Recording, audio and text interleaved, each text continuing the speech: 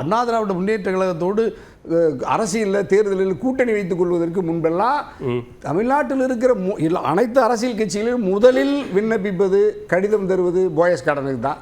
புரட்சி தலைவர் இருக்கும்போதும் புரட்சி தலைவர் அம்மா இருக்கும் பொழுதும் அவர்களாக புரட்சி தலைவரோ புரட்சி தலைவர் அம்மா அவர்களோ எவ்வளவு இயக்கங்களை தன்னோடு வைத்துக் கொள்ள முடியுமோ அவர்கள் விரும்பிய இயக்கங்களை வைத்துக்கொண்டு விரும்பாத இயக்கங்கள் தான் மற்ற கட்சிக்கு போவாங்க.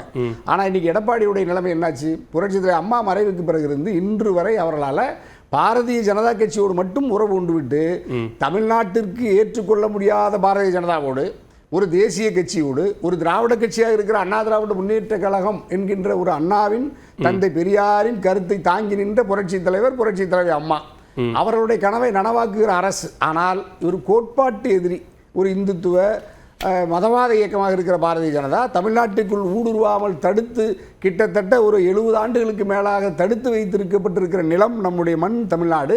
ஆனால் அது ஒரு திராவிட கட்சிக்கு பொதுச் செயலாளர் இருக்கிற எடப்பாடியார் பகிரங்கமாக பொதுக்கூட்டத்திலே சொல்லுகிறார். அதுவும் அண்ணா பிறந்த நாளில் தலைநகர் சென்னையிலே சொல்லுகிறார் 3 நாட்களுக்கு முன்பு. இந்த அதிமுக அரசை, அதாவது எடப்பாடியாருடைய அரசை பாதுகாத்தது பாஜக, ஒன்றிய மோடி அரசு. இந்த கட்சியை அதிமுகவை பாதுகாத்தது ஒன்றிய மோடி பாஜக அரசு அப்படின்னு சொல்றாங்க. அதே நேரத்தில் அவர் நாங்கள் சுயமரியாதையோடும் இருக்கிறோம் இங்க அப்படிங்கிறதையும் சேர்த்து தான். என்ன சுயமரியாதை? இவர் இப்ப எந்த சுயமரியாதையை இவர் பொறுப்புக்கு வந்த பிறகு ஆட்சி பொறுப்பில் இருந்த பொழுதாவது சுயமரியாதையை எதையும் காப்பாற்றவில்லை.